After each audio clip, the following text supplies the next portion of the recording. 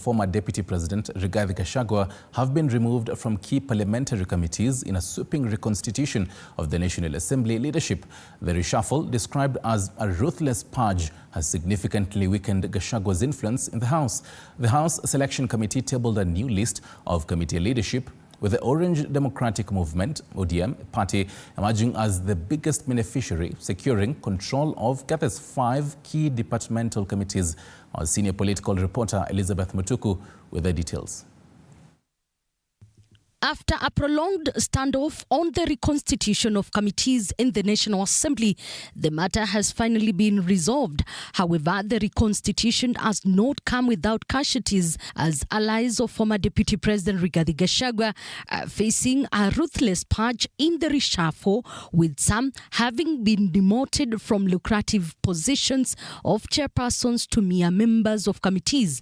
It's in the custom of Parliament to recognize invited guests. Among the biggest casualties of the reshuffle is Githunguri Member of Parliament Gathoni Wamuchomba, who was removed as chairperson of Constitutional Oversight and Implementation Committee (CIOC) and reassigned to the Members Services Committee, which is seen as less influential role. Similarly, Embakasi Member of Parliament James Gachagua lost his position as chairperson of the Departmental Committee on Trade and was moved to Parliamentary Broadcast and Library Committee. Runyenje's Member of Parliament Eric Karemba Mushagi, who opposed Gachagua's impeachment motion, was transferred from Labour Committee to Constitutional Oversight Implementation Committee (CIOC). The fate of Kiharu Member of Parliament Ndindi Nyoro remains uncertain, as he awaits election to determine whether he will retain his seat in the powerful Budget Committee, with sources suggesting that his stance on the Gachagua impeachment motion may cost him the position. Whatever has been tabled before this House, Mr. Speaker, is kangaroo. It is null and void. It cannot operate because they are standing orders and the procedure and rules of this House, the traditions. When Mheshimiwa Kimani Ichung'wah, when several honorable members were de-whipped from committees, the Honorable Wangwe, who is the immediate former whip, wrote letters to specific members. On the flip side, however, Raila Odinga's allies are now set to lead 5 key departmental committees: Labour, Budget and Appropriations Committee, Regional Integration, Health and Trade Committee, positions that have traditionally been held by ruling coalition. This comes even as schedule for elections is set to be actualized tomorrow.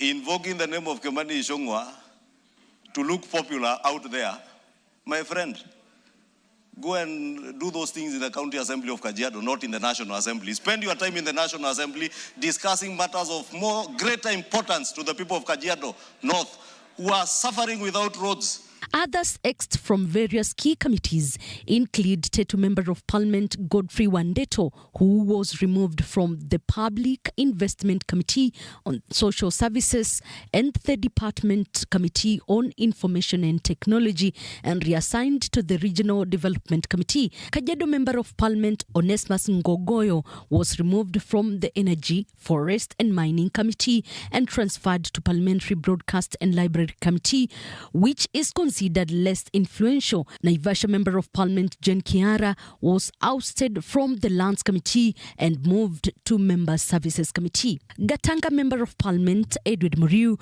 was removed from Justice and Legal Affairs Committee and Powers and Privileges Committee and now reassigned to the Parliamentary Service and Library Committee. Marakwet West Member of Parliament Timothy Toroitich, who rejected Gachagua's impeachment as well, was removed from Justice and Legal Affairs Committee and Education Committees and now set to serve in Parliamentary Broadcast and Library Committee. Outspoken Mumias East Member of Parliament Peter Salasia was shifted from Agriculture Committee to the Members Services Committee, while Manyata MP John Mukunji was removed from Housing Committee and now is set to serve in the Committee on Oversight and Implementation.